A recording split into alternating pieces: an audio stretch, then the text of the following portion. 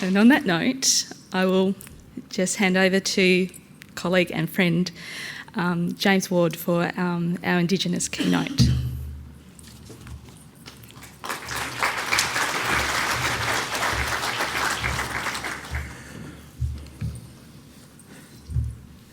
Thanks, Annalie. May I begin by paying my respects as a proud Pindjara and Narunga man from Central and South Australia, and pay my respects to the Whadjuk Noongar people here in Perth.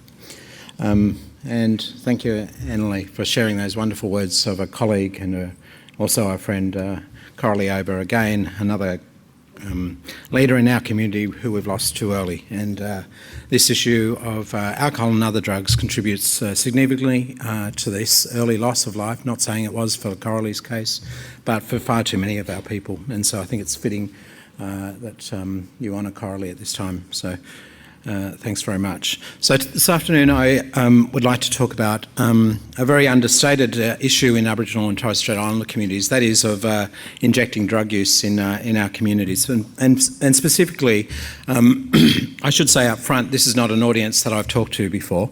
I usually talk to sexual health and bloodborne virus audience, which have usually got lots more patient anecdotes and lots of jokes about sexual health and sex and all sorts of other issues, which I haven't heard too much in this conference throughout, but hopefully you'll bear with me, and I hope I don't throw in too many jokes around sexual health in this presentation this afternoon.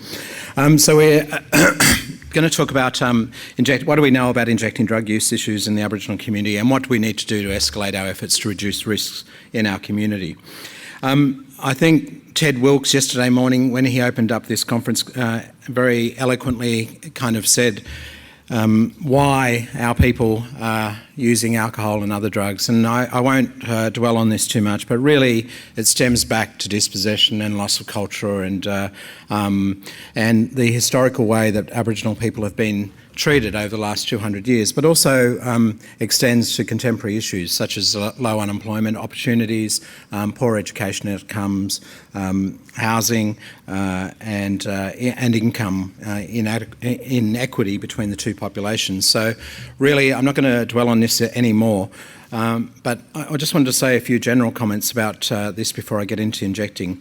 A lot of effort in the AOD sector in Aboriginal and Torres Strait Islander communities has been focused on alcohol and cannabis, and particularly in the last few years on tobacco, alcohol and cannabis. And rightly so, because alcohol and tobacco contribute greatly to the early life expectancy of our people. But I think what this has done is probably push this issue of injecting drug use to the side, and I think we have got some catching up work to do now around injecting drug use in our communities. And I think it's fair enough to say that harm minimisation from an Aboriginal community perspective is a contested issue. There are many communities I travel to and work with who have varied views about harm minimisation. So particularly when there's only one Aboriginal primary care service within a town or in a community that services that.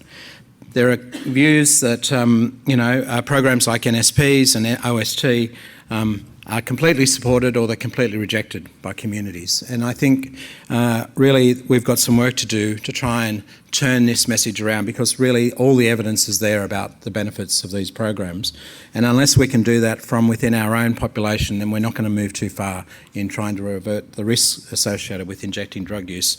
But really, when there is one only Aboriginal medical service, for instance, in a small community, and you've got boards of management or boards of directors who say this is not the priority, we don't want people who are injecting drugs to come to the service because it might scare off all of our other patients. They are very difficult issues to manoeuvre through, and I guess it is intricately linked because our communities are so well known to each other at an individual level or family level and the whole community level. So I think we've got some work to do.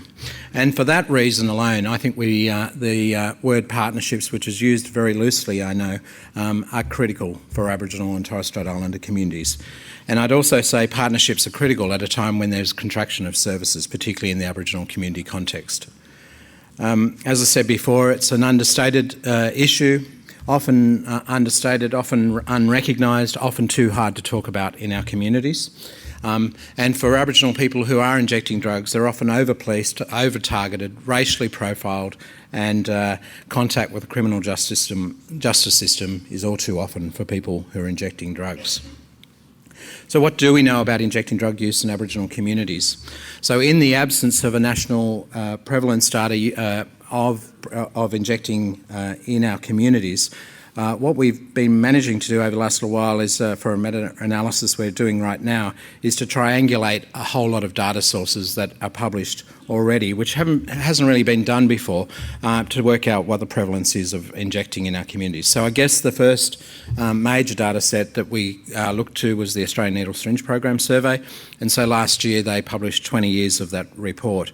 And so in the first 10 years of that report, Indigenous participation in the needle syringe program moved from 5 to 8% in the first 10 years, and then it moved from 10 to 14% in the last 10 years. So currently 14% of all people who are accessing needle syringe programs in Australia identify as Aboriginal or Torres Strait Islander. What do we know about Hep C prevalence? Slightly higher for Aboriginal people who are attending those services compared to non-Indigenous people. HIV prevalence in that population is very low in each year that survey is conducted, less than 1%. Another data source related to injecting drug use is the opiate pharmacotherapy programs. Very clearly, the data hasn't changed very much over the last 10 years with this report. 10% of all clients using opiate substitution treatment programs or opiate pharmacotherapy programs identify as Aboriginal or Torres Strait Islander. But the rate of use of those populations is around 3 times, just over 3 times that of non-Indigenous populations, and 70% of Aboriginal clients who use the opiate pharmacotherapy programs are receiving methadone. The illicit drug reporting system, which I know is a keenly awaited on report each year.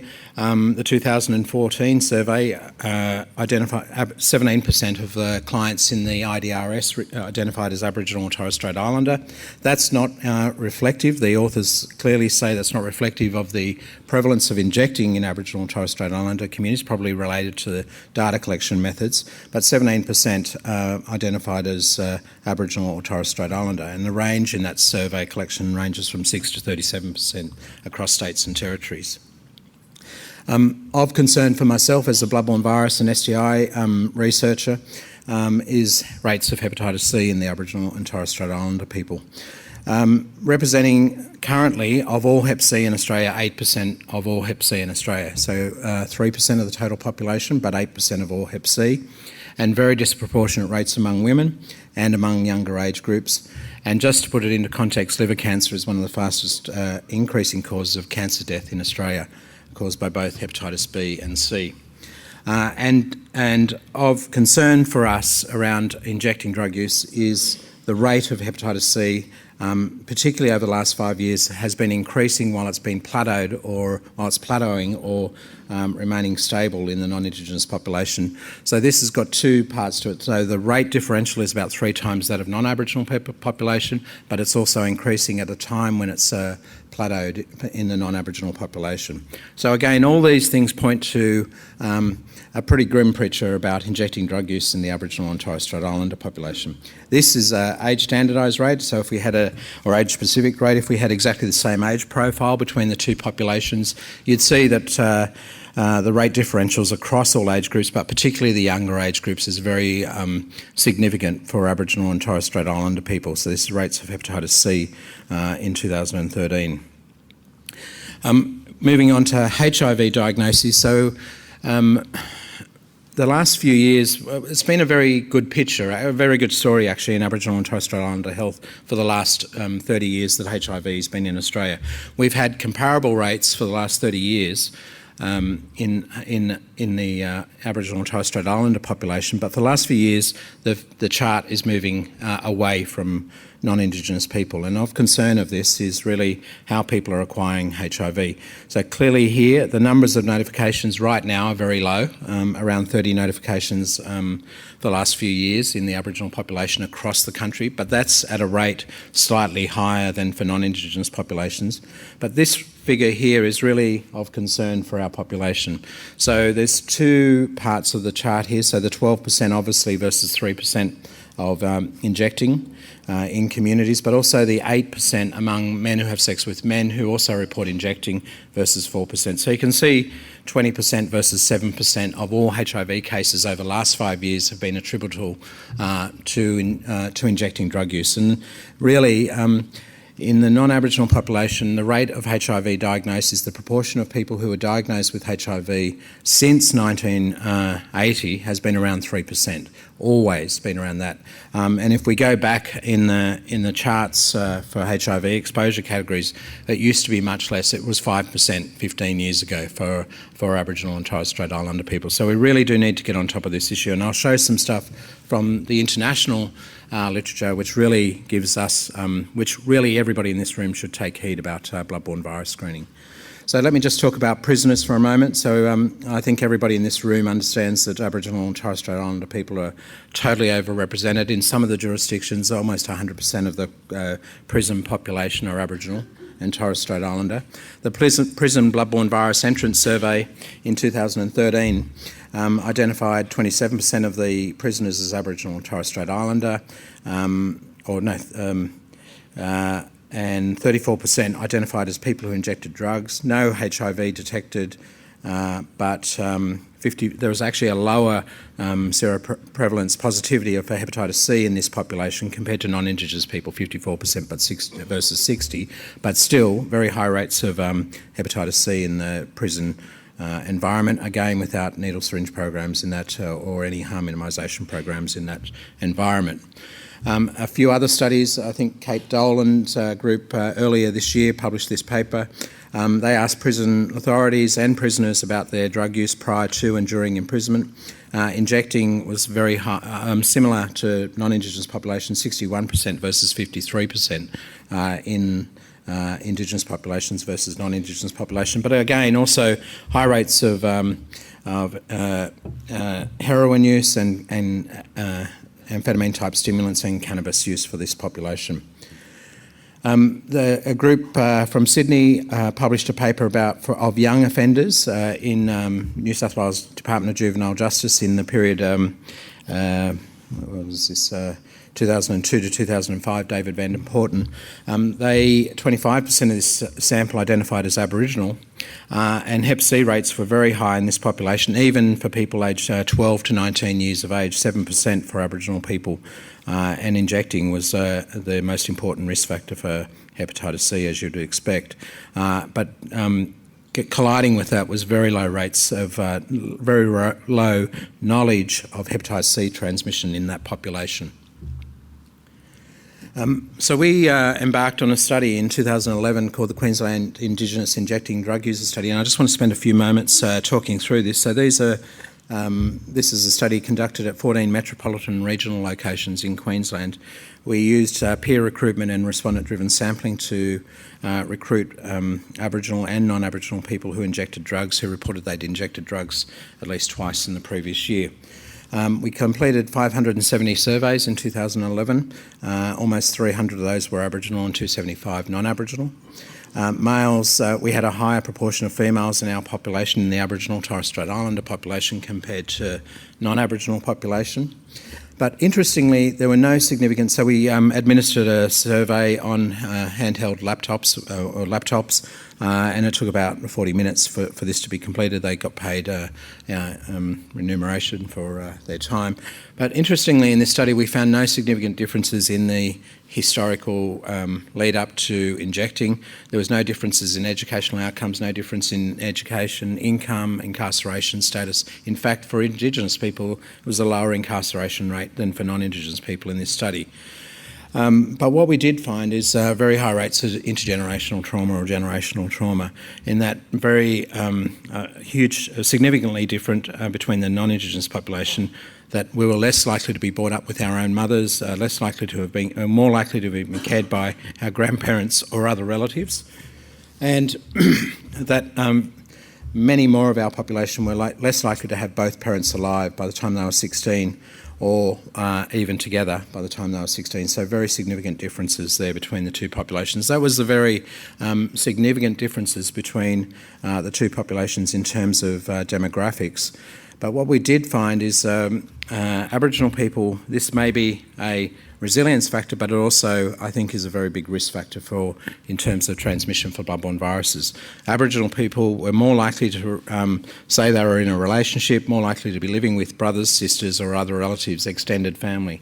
And they were the very significant differences between the two populations.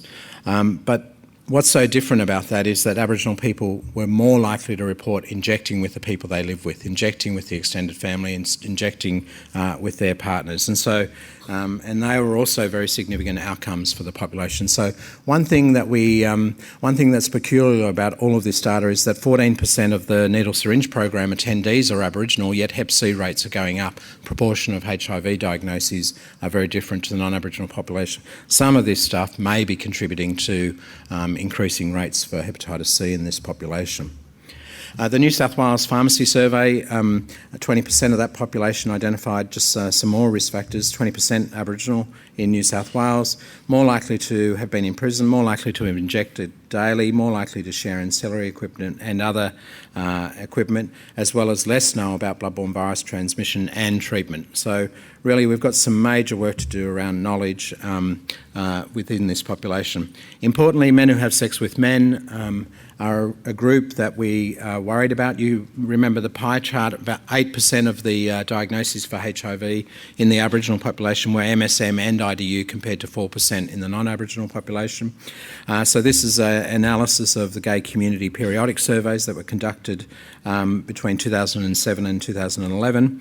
And what we found in this one was we really just looked at analysis of sexual risk behaviour and other risk behaviour for HIV. And what we found here was the very equivalent proportions of both Aboriginal and non-Aboriginal people report being HIV positive. But for Aboriginal men, they were twice as likely to report injecting drug use in the previous 6 months compared to non-Aboriginal men, but also twice as likely to report unprotected anal intercourse with a casual partner in the previous 6 months. So there's a double risk factor there for Aboriginal people who are MSM engaged around bloodborne viruses. There's very limited data about age of first use of illicit drugs, but of the data that do exist, it really points to a much earlier age of initiation into using illicit drugs, but also for injecting drugs. These studies are quite old now. The QUIDS study we conducted in Queensland, we asked about age of initiation, and it was not very much different between the two populations, I have to say, for different drugs. The only drug that was really significantly different was for injecting pharmacotherapy drugs, so a lower age of initiation for Aboriginal people in that study. So what all the previous studies have shown is an earlier age of initiation into injecting for Aboriginal and Torres Strait Islander people. Sorry, this is not all good news, but this is our lives and this is our livelihoods. The Goanna survey is a national survey of young Aboriginal people that we conducted across the country. We conducted surveys at 40 community events in almost every state and territory, and we collected surveys from 2,877 people about sexual knowledge, risk behaviours and health service access. We asked about injecting, so I've just pulled out the injecting stuff from this study. We asked about injecting in the last 12 months and it was reported by 3%. So the data from the National Drug Strategy Household Survey clearly says between 1% and 2% of Australians have ever injected drugs or injected drugs in the last year. And so it's a little bit, but this is a very different survey from what you might expect where injecting drug users might attend. So these are events where we try to get as broad a cross-representation of the community as possible. So they were at Survival Day events here on Perth Foreshore, for instance, or the Yarbin Festival in New South Wales, or the statewide knockout football and netball carnivals. So really probably not the place where regular injecting drug users would attend. So probably some limitations around this stuff. But of those people who did report injecting, there was a very high incidence of needle sharing, 37%, and the most common drug to being injected in the previous year was methamphetamines, followed closely by heroin and methadone. And if you a paper we published, Joanne Bryant published earlier this year, Injecting, was really related to increased prison risk. So something going on for those small people. So here in Perth, a paper that was also published earlier this year, part of an international resilience study on STIs and bloodborne viruses among young people. It involved 244 Noongar people aged 16 to 30, a cross-sectional survey of these people, and 11% reported injecting drugs in the past 12 months. So when you think about 1 to 2% of the Australian population report injecting drugs, I think we've got a major problem on our hands here, and something we really, this workforce needs to start to talk about more broadly, but also the workforce I predominantly work with, the STI and bloodborne virus workforce, really needs to talk. Well, actually, the two of them should talk together and combine efforts. And so this is a study, again, from last year that I conducted on behalf of NUA, the New South Wales Users and AIDS Association, the peak drug user organisation in New South Wales. NUA wanted to get an understanding of what was happening for Aboriginal injecting drug users in New South Wales, so it was approved by HMRC Ethics Committee, and what we did was conducted focus groups in 7 sites around New South Wales, and we really had good participation in those sites. And what we really wanted to do was find out what's happening for Aboriginal people who are injecting drugs in New South Wales. What do they know about NUA? What do they want to happen in the population for into the future? And so 3 key themes were identified. Firstly, drug use and local context, knowledge, information and support, and health services. The report's available on the NUA website, and I'll just go through briefly these 3 key themes. So the first one was really people clearly identified injecting drug use was an increasing issue. They expressed major concern about young people injecting, and they expressed a lot of concern about young people who had no or little support in those communities that we went to. Emerging drug issues, obviously ICE was the big agenda, but I have to say fentanyl was like an incredibly sad story in most of the sites. So I had guys sit right next to me who said they'd lost their partner to a fentanyl overdose, their partner of 20 years to a fentanyl overdose 3 weeks before, and in another site in the north of the state where a brother and sister died in the parents' house on the same chair from fentanyl within months. And so I went back to New South Wales Health and to the NUA at the time and asked why aren't we doing anything about fentanyl, and the problem is NUA were bound by the department's restrictions on putting anything harm minimisation around fentanyl in the community. And I still think this is a major problem. So last week I was at the Aboriginal Drug and Alcohol Network meeting in Coffs Harbour, and again fentanyl was raised as a major issue for Aboriginal people in the north of New South Wales. And everyone really said that drug use was really opportunistic, poly-drug use was common, whatever was available, whatever came into town, largely driven by what was coming into town, that's what people used that day. The next part of the key themes that came out of these consultations was around knowledge, information and support. And so, as you will all know, drug users, injecting drug users know which one's the good services, which one's the bad services, where to go to for the good doctor, where not to go to, where to go and get fit packs, where not to go. People had that, they had that same experience. But one thing that was very evident in all sites. There was one leader. There was absolutely one leader in all sites, and they were the peer, they were the boss, they were the people that young people would go to, they were the people who they would provide advice for in an overdose situation, what to do when the police arrive, what to do when ambulance arrives, what to do, how to inject, and where to go to if they had no fit packs and they wanted fit packs. Those people exist in communities, and so there's this very good network of peers that already exist in communities, and they're underutilised, and they should be utilised to try and increase knowledge and awareness of bloodborne viruses and injecting practices and rights of people who are injecting in communities. So I think one of the recommendations of that report is to really trial the use of peers in those sites to really work out whether that's a feasible option and whether it can have some outcomes on health outcomes plus other social outcomes in those communities. And so the only other thing about knowledge and information was that people in the regional areas had little knowledge of newer in regional areas. So people who lived in the city had a good knowledge of newer, but they had little knowledge. So it just kind of points out that those peak agencies really need to extend their reach, but often with little or limited resourcing to do so. I have to say, the first consultation we did was in Redfern, and I don't think I'm saying anything out of order here, but the first consultation we did was in Redfern, and very experienced users, where there's a Hep C game that the Hepatitis C Council has in New South Wales, and so kind of gets the participants to assess risk. Almost all of those very well established drug users had very little knowledge or limited knowledge of bloodborne virus risk. I have to say it was quite surprising, and that exercise was done in most areas across the state, and I don't think we should assume that even the most experienced users have got very good knowledge of bloodborne viruses. I think it's worth tapping into that. Finally, just the final theme of this one was health services. Really, access to NSPs, particularly after hours, particularly vending machines, particularly other ways where people can get fit packs after hours was problematic, particularly in regional areas. There were really racist people who would work in hospitals sometimes, that people would never go there after hours. That was the only option for people.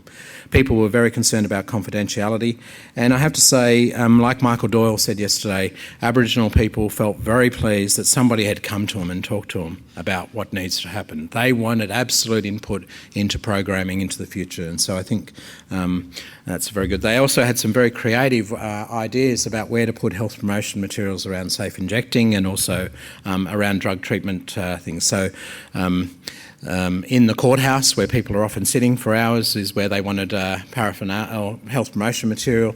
They wanted it in the welfare, CES or whatever it is called now, Social Security office, where people hang around for a long time. That's where they wanted health promotion. They didn't want it in the clinic where they're trying to get in and out quick smart. So just kind of creative thinking around what we do. Since everyone else is talking about methamphetamines, I thought I should talk about methamphetamines. And obviously it's been very well publicised, and Aboriginal communities have been very well profiled with methamphetamine. And I'm just going to go through a little bit about what we know about methamphetamine use in our communities. Not necessarily injecting, but obviously the potential, because we don't know that, but obviously the potential there is for this to escalate very rapidly. So in Victoria, they had the first inquiry in 2013, a state-run inquiry, and VATCHO and the Victorian Aboriginal Legal Service both provided submissions, so they're there for viewing. But VATCHO raised particular concerns about the lack of resources within Aboriginal health services to treat Aboriginal people affected by methamphetamine as well as their families.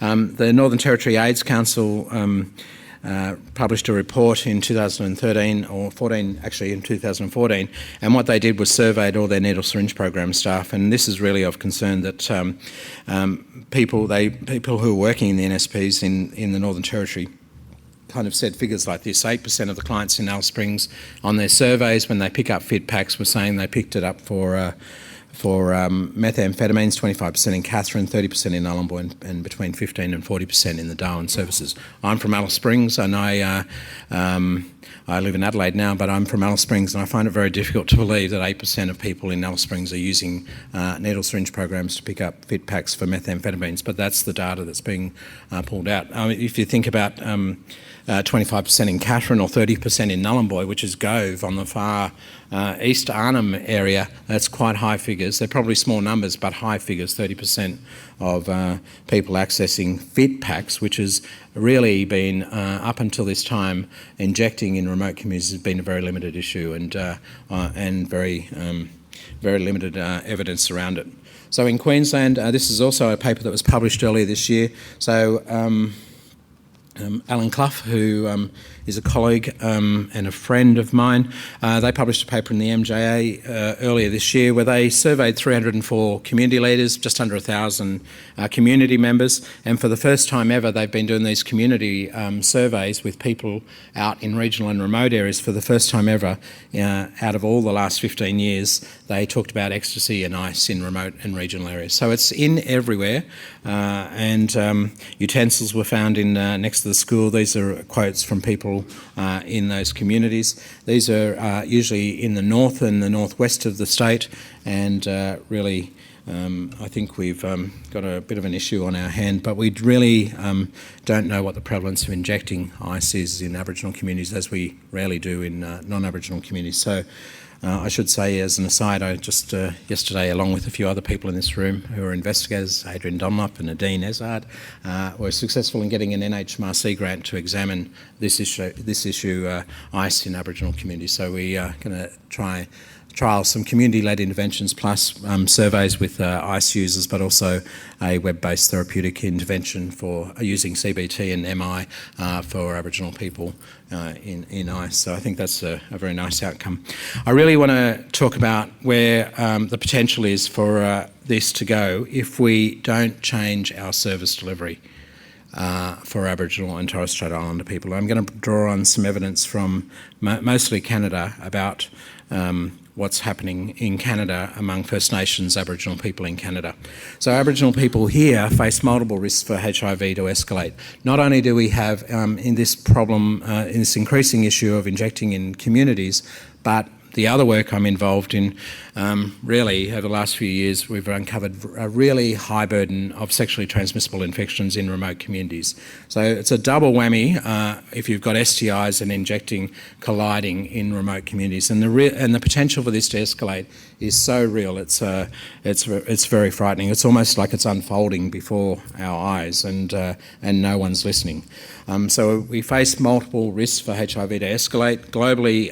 Communities. So just to explain the STI prevalence in remote communities. So we did a trial in 68 remote communities as a quality improvement trial, a randomised trial. And of people aged 16 to 19 in 68 remote communities, mostly in the Northern Territory, the Kimberley and Cape York, of people aged 16 to 19, almost one in two, it's just under 50% for women and over 50% for men. 1 in 2 young people in those communities have either chlamydia, gonorrhea or trichomonas. It's a dire shame on our country, and the problem is this is not about promiscuity. This is about a pool of infection that's so high to bring under control with routine primary health care. And routine primary health care that's chronically under-resourced. So that's the really, and you know, if HIV escalates just in those communities alone with that STI prevalence, it will go like wildfire. And Fred Hollows said that about 20 years ago without knowing the community prevalence at that time. And luckily it hasn't gone that way so far, but it really will. And at the same time, we've got a raging syphilis outbreak due to the jurisdiction that's east of the Northern Territory not managing an outbreak when it first unfolded in 2010. So we wrote a paper in 2010 to say now's the time to eliminate infectious syphilis from remote communities, and not long after that there was an outbreak in remote communities which now has more than 800 cases of syphilis among 15 to 25-year-olds predominantly. And so if we can't get it right for STIs, very simply, easily tested and treated for, how are we ever going to get it right for HIV in these communities, particularly if injecting comes into those communities at the same time? But also injecting's implicated in HIV epidemics globally, and so now I want to spend a little bit of time on Canada. And so I want to talk about Alberta and Saskatchewan here. They're mainly the provinces in the prairies in Canada, but they're kind of I just want to say that Aboriginal, they're not Torres Strait, yeah. Aboriginal, First Nations, Metis and Inuits make up 3% of the total population in Canada, but 18% of all the HIV diagnoses in Canada. And so in Edmonton, a survey that was conducted recently, 275 RDUs, 68% were males and 70% were Aboriginal. HIV prevalence 24%, which is much higher than gay men in Australia, where in the middle of Sydney it's supposed to be 16%, much higher. And dual Hep C prevalence 66% and co-infection 23% in that population in Edmonton. Cocaine was the most commonly injected drug in Edmonton in the previous 6 months. And this is the jurisdiction I do want you to focus on, because everyone is watching Saskatchewan, if you're Indigenous, I have to say. You might not be if you're not Indigenous. But this is the rate of HIV infection, the standardised rate of HIV infection in Saskatchewan there, 19.1 per 100,000, compared to all the other jurisdictions' rates of HIV infection. And it's a really poignant issue, this, for us as Aboriginal people, given what I've just told you around injecting drug use. This is how people say they've acquired HIV infection over the last 10 years, or this is till 2011. This is how people, interestingly, the Public Health Agency of Canada have stopped publishing data around Aboriginal people and HIV. But this is the last chart we can get that says, this chart here is really from IDU in Canada. And this one here is, surprisingly, Aboriginal people that live in Saskatchewan. So Aboriginal people who inject drugs drove the epidemic in Saskatchewan. And in fact, this is a slide from Alex Wong, who's the medical prescriber in Saskatchewan, one of 3 in Saskatchewan, who are trying to deal with 600 cases of HIV infection in Saskatchewan, 3 doctors, infectious disease doctors. And so this is interesting here that worldwide the epidemic's been spread heterosexually, in Australia mostly MSM, but in Saskatchewan through injecting drug use. And this is really a jurisdiction where 16% of the population are Aboriginal. We've got 3% here, but 16% of Saskatchewan's population are Aboriginal. And the epidemic in Saskatchewan mostly driven predominantly in the urban areas, but even on the reserves, injection drug use. And the difference in the drugs was IV cocaine in the urban areas, but prescription drugs and stimulants on reserve, so much easier drugs, probably related again to availability on reserve. And I think these messages are very important for us. And this is a more recent incidence data chart from Saskatchewan of HIV infection in that country, in that province, compared to the rest of the country there.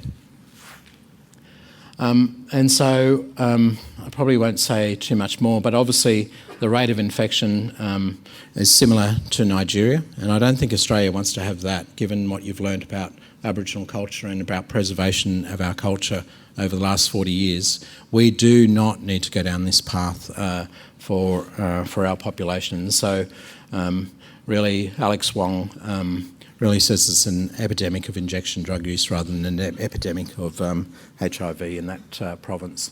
And so this is a paper also from Canada that we published in 2011, really comparing rates of HIV infection, age standardised rates between the 3 populations in Australia, Canada and New Zealand. So the top part of the chart there really is about MSM rates per 100,000, very similar between the 3 countries, around 30 per 100,000 between the 3 countries.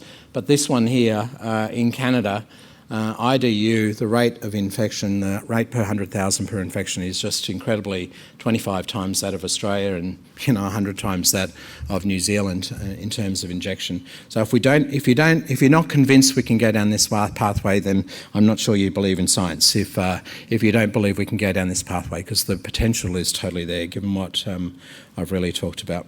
And just finally, something that really pricks its ears for me is the outbreak in Indiana that happened earlier this year in the USA. This is not Aboriginal people, but these are people in the lowest socioeconomic status. They were 92 out of the lowest socioeconomic status county. Out of 92 counties, they were the lowest, 92. And there was a population of 4,200 in Scott County in Indiana. You might have heard about this outbreak earlier this year.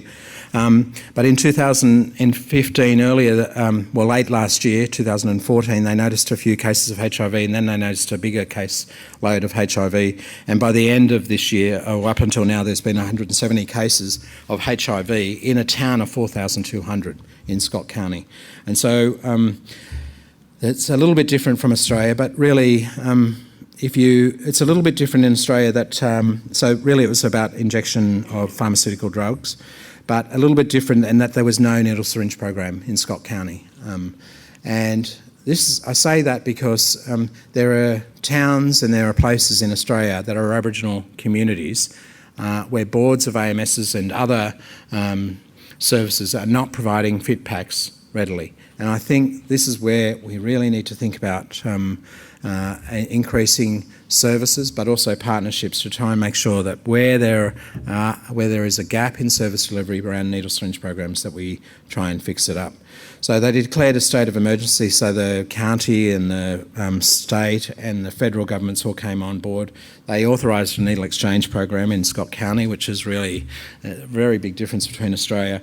And this is basically how they diagnosed the cases over 2014 and 2000 up until July this year. So it's really incredible potential for it to escalate very quickly. And so I often go back to the syphilis outbreak, where alarm bells were rung, but there was not enough capacity to enact a reaction quick enough, and so we've got 800 cases across the north of Australia at the moment. And so I really raise it as a concern, because I do think this is the same potential for it to happen for Aboriginal people across the country. So in summary, and I'm going to finish early, thank God. In summary, injecting drug use, I think, is a very significant issue in the population. Conservatively, I'd say between 5 and 10% of the population are injecting drugs. It's difficult when we've got tensions around what constitutes harm minimisation and whose role it is to roll out harm minimisation. We definitely need more focus on this issue from every single one of you in this room, but also from our own communities. I think we need to really think about service delivery, the reach and the issues and the responses to outbreaks. What will it be like? How will you manage that? Who will you call on to help with that? And the white elephant in the room really is all of this is occurring when they're pulling away funding from services in Aboriginal communities. So I think we really need to do a whole lot of advocacy around this issue. And I think we definitely need to be on top of our surveillance data to make sure we get on top of it very quickly. So thanks very much.